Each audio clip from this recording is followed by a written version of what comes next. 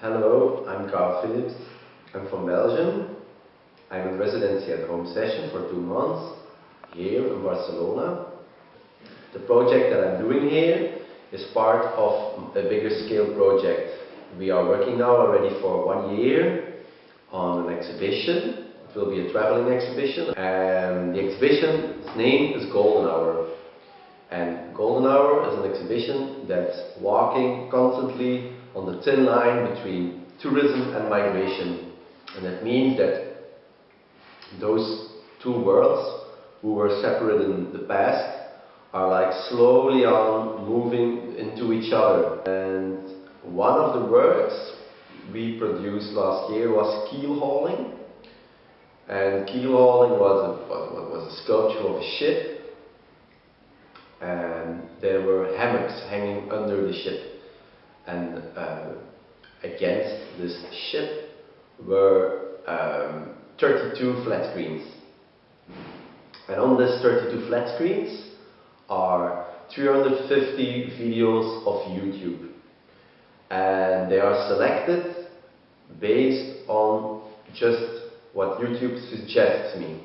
So that means that when I'm interested in a tourist GoPro video of a diver, I slowly on move to videos of diving, I slowly on move to videos of boats, of zodiac boats, of migration. And so slowly on you can move on from the video of a GoPro of a person that's dying because it's drawn into the sea, and on the other side you get the videos of people who are surviving just because of the kick of it, because they're tourists.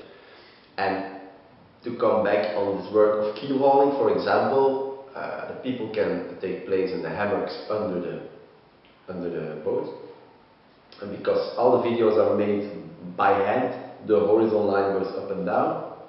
You're laying in the hammocks are shaking the other direction, so automatically you become seasick.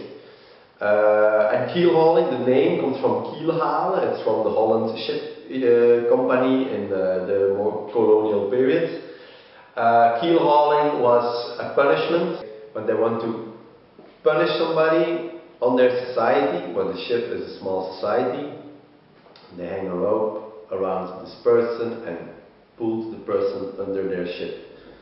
So it's an interesting idea to get somebody from under your society. And that's a small introduction about the exhibition Golden Hour, and where I want to focus more and more on was this relation between migration and tourism. So I was fascinated and interested by this spray paint works that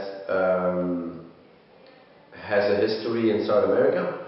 And so you see it oftenly sold for tourists on the Ramblas of Barcelona, and it's not really for me interesting because of this result, but more about the performative way of producing those little artworks.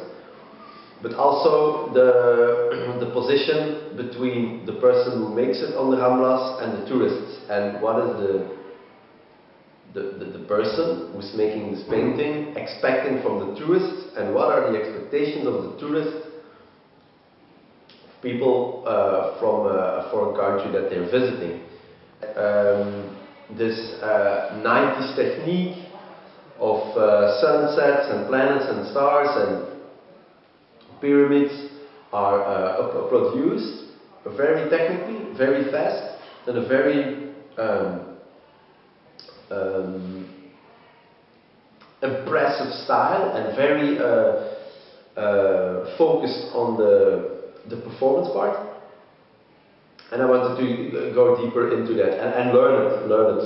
I'm here 2 months to train with them and learn the techniques.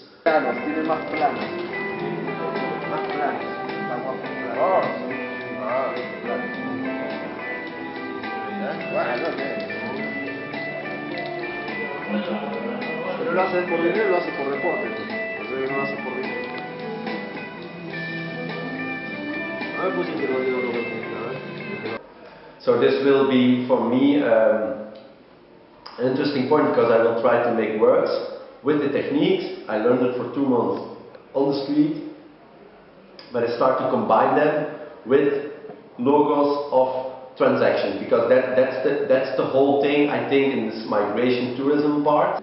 And money is also the question, as a tourism, what the value is of visiting a city or a culture. What is the value, what is the price of an airplane ticket, and what is the price of a transaction, and what is the value of somebody's life on the Mediterranean Sea. So this combination between MasterCard logos, Repsol logos, Flixbus logos, Eurolines logos, Bank Contact logos, Western Union logos, and then those new crypto logos, Ripple, Bitcoin, this whole world kind of come together in those paintings for me, or need to come together in those paintings. This whole cryptocurrency world that's now booming, this whole idea, not only Bitcoin but all those cryptos are pushing those boundaries of borders.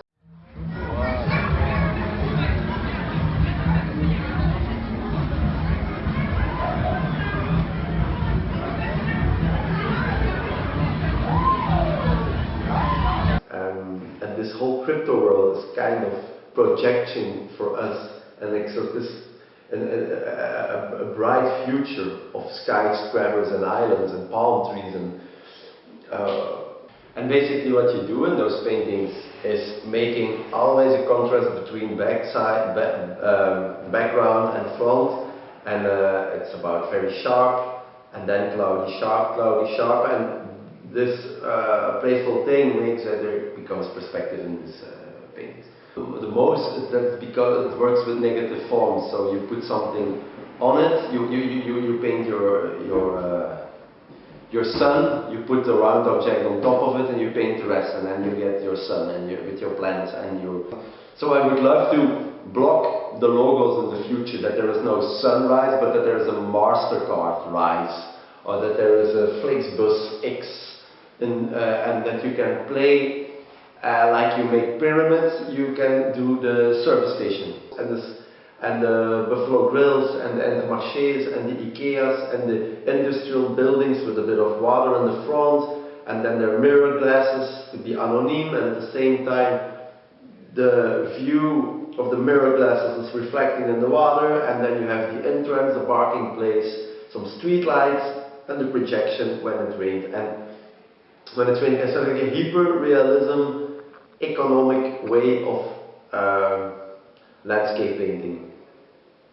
And in those paintings, they are just a technical reflection of romanticism, exotism, palm trees, planets and sunsets. So it's a really technical way of expressing a dream world. And I would like to combine those two worlds.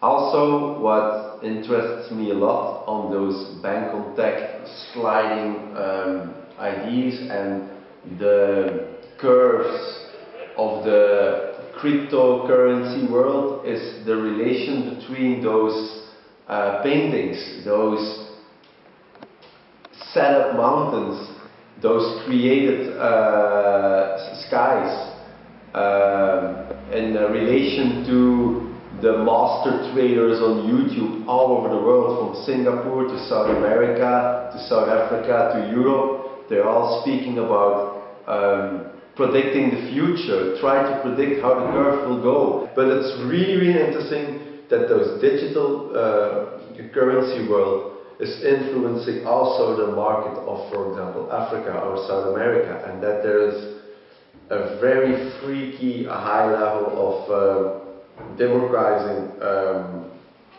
value. So the exhibition Golden Hour goes definitely about value. Let's say that value economically and humanity, and how they are conflicting or how they can work together.